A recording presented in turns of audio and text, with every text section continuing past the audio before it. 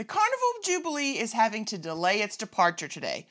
Rumors abound when it comes to the possibility of new Carnival ships, and you won't believe what one Jubilee guest did.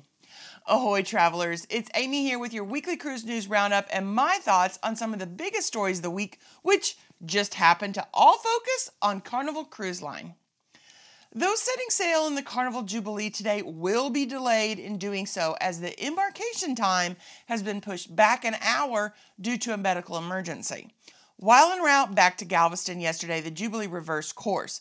Cruise Mapper shows the path of the Jubilee as it turned around and began to head back, possibly to Cancun or another area nearby, then turned around again before making landfall, all to make its way back to Galveston. While there have been some rumors coming from those currently on board the Jubilee, Carnival is maintaining the privacy of the individual and family involved. A guest currently on the ship posted that they were advised by the captain that a guest had had a medical emergency but sadly died. This would explain why the Jubilee made several course corrections. The ship had to turn around and to head back to Mexico in order to seek medical treatment for the passenger, but when the individual passed away before they could reach land, the decision was then made to just turn back and head to Galveston. While this is just the fourth sailing of the Jubilee, this is not the first death on the ship. Apparently there have already been at least a couple of guests that have passed away on those first sailings. While that may seem like a lot of deaths on a cruise ship, when you take into consideration how many older people cruise, along with those that have medical issues, it really isn't unusual that someone would die on a ship with over 6,000 people on it. And that's just the guests. I always think about how hard something like this would be for whomever's traveling with the guest that passes away. Not only do you suffer the normal grief that comes with an unexpected loss, but now it's likely to affect how you feel about cruising in at least some way. At the very least, I would think it would be hard to go back onto that specific ship. Have you ever been on a ship where someone passed away? If I have, I never knew it. Video footage has come to light of a guest on the second sailing of the Jubilee doing something no guest should ever do. But before I get into details, if you enjoy this video and maybe even learn something, consider subscribing with the notification bell on so you don't miss any future posts. Especially since we are about to sail on the Jubilee ourselves, and I have some great videos planned that you won't want to miss. So what happened that is serious enough that a couple of guests are facing serious consequences? Well, footage from the Jubilee revealed a female passenger climbing over her stateroom balcony on deck 9 and standing on a connecting roof area that was likely from a restaurant or other covered area on deck 8, which is the promenade deck on the Jubilee. In an 18-second clip, a woman is clearly seen standing on the rooftop, leaning backwards to speak to someone 2 decks above, before then hopping to sit on that balcony railing, swinging her legs around, and disappearing from view back into the stateroom. Now, this occurred while the ship was out to sea. Let me repeat that. Someone was walking around on a rooftop without a safety railing while at sea. In a statement to Cruise Hive, Carnival said, quote, "Our security team on Carnival Jubilee identified the guests involved in this matter, and those guests will no longer be sailing on Carnival ships. The safety of everyone on board is our top priority, and we do not tolerate this behavior." Why this person chose to do this is unclear. Was there alcohol involved in this momentously stupid decision? Is this someone looking for their 15 seconds of internet fame on TikTok or some other social media sites? Maybe it was a little bit of both. Since Carnival's statement uses the word guests, a plural word, it makes me think that there was most likely a second person involved that cannot be seen, possibly taking a photo or a video. Seems likely, right? That is what I'm assuming has happened.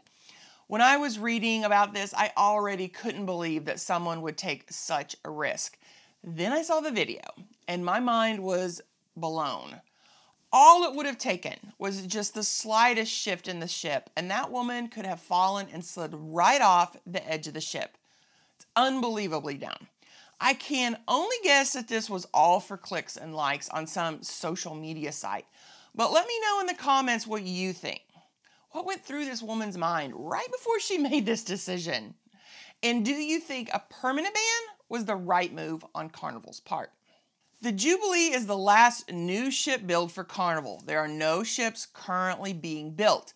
Meanwhile, Royal Caribbean is about to put paying passengers on the Icon of the Seas for the first time and has 2 more Icon-class ships in the shipyards. Work began on the Star of the Seas a while ago, where the as-yet unnamed 3rd ship in the Icon class just had its steel cutting ceremony.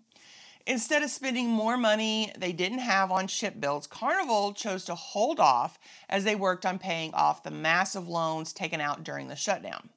It's been interesting to see the different methods chosen by different cruise lines to pay off all those loans, with Royal doubling down on the hopes that new ship builds would help pay off the loans, and then Carnival choosing to hold off and just complete the builds that they already had commissioned, because the Jubilee was in the process of being built. While Carnival has been putting out some good numbers over the last couple of quarters, we may be seeing new ships begin to take shape for Carnival. Information is coming out that several new ships may be on order through Fincantieri's shipyard. And not just any ship, but with reports of around 208,000 gross tons per ship. That would make the new builds significantly larger than the 183,000 gross tons of the XL class ships like the Jubilee. Ships of this size could easily accommodate as many as 7,000 guests. Could Carnival really be planning a whole new class of ship that's even larger than Mardi Gras and its cohorts? They would still be smaller than that of the Icon class though, as it comes in at almost 250,000 gross tons. If all of this is true, and it does seem like it is, it makes me wonder if the overwhelming success of the Icon of the Seas has something to do with Carnival's decision. Stories like this always make me wonder, how big is too big? Well, we're about to set sail on the largest ship we have ever been on when we step onto the Jubilee next week. While I am super excited for all the ship has to offer, I'm also wondering how much I will enjoy being on a ship that large. The Jubilee holds twice the number of people in my small town, plus some. I mean, it's close to 3 times the amount.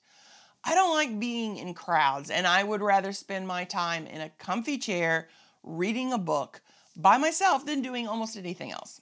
But I love cruising, and every day that gets closer to my next cruise, I get more and more excited for embarkation. I forget about the rude people and all the times that I got annoyed by someone or something while on my last cruise. All that disappears, and I just can't wait to get back on a ship with thousands of other people. And as excited as I am to try out this new XL class ship, I also wonder if I wouldn't enjoy smaller ships even more.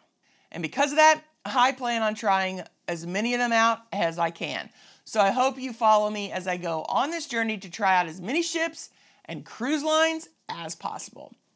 I hope you enjoyed this week's cruise news, and if you're ready for more information on cruising, why not stick around and check out this video where I discuss what all you need to do before your next cruise, and then come back for more information designed to help you have an amazing cruise.